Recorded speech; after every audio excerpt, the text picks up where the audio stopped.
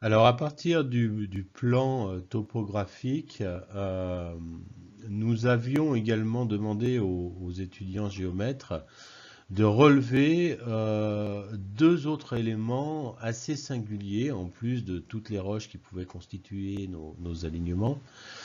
Ces éléments singuliers sont d'une part ce que l'on appelle le viseur des écrins et que nous allons présenter sommairement.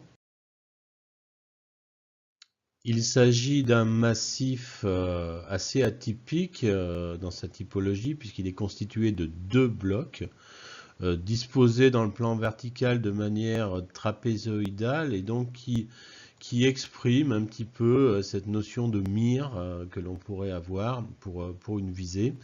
En l'occurrence ici, la visée depuis la pierre des Trois Évêques se fait à travers cette mire sur le massif alpin des Écrins.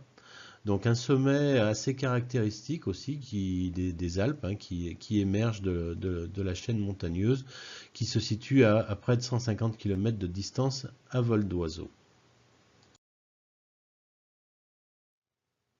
Alors ce massif viseur des écrins, il constitue effectivement le sommet le plus à l'est de ce triangle 7, 24, 25 que nous supposions.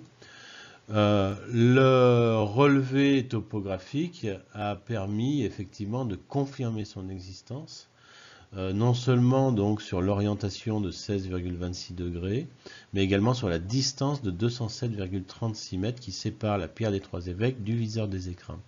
Cette distance correspond exactement, nous l'avions évoqué, à 100 toises mégalithiques, mais également à 250 yards mégalithiques, exprimés ici sur le côté 25 du triangle. Ceci confère naturellement à ce triangle une unité tout à fait remarquable de 10 yards mégalithiques tout rond.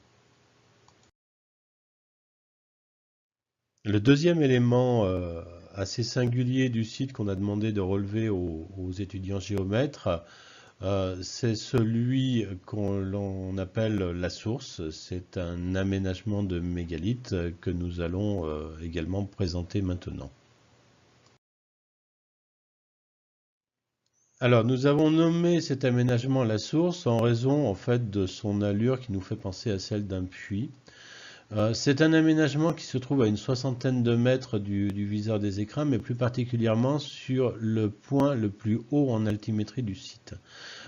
C'est en cela que cet aménagement est intéressant, puisqu'on connaît effectivement l'importance des points hauts dans l'organisation des sites mégalithiques.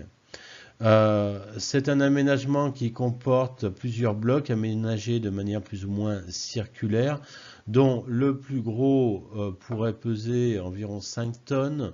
Et c'est cet élément-là qui nous laisse penser que cette organisation-là, elle est plutôt intentionnelle et non pas naturelle.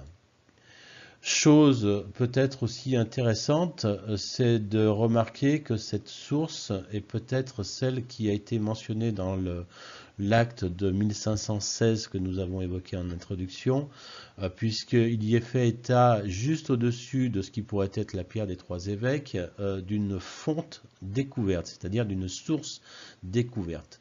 Or, l'aménagement lithique de la source nous fait penser effectivement à ce qui aurait pu être peut-être un dolmen, les vestiges étant les supports d'une dalle qui aurait disparu, et donc d'une source qui finalement est découverte.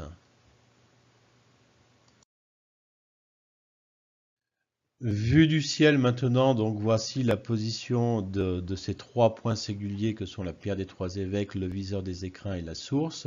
Donc nous avons vu que c'était une géométrie de type triangle 7, 24, 25 qui reliait la pierre des Trois Évêques au viseur des écrins. La source, quant à elle, se trouve sur ce point haut qui, comme par magie, n'a pas été déboisé.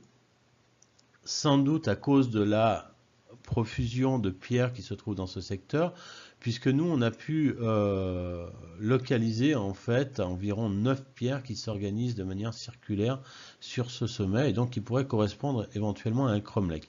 Mais ceci reste hypothétique dans la mesure où nous n'avons pas encore fini d'étudier cette zone, mais par contre, on peut quand même signaler que la source, elle, se trouve sur la périphérie de cette organisation circulaire.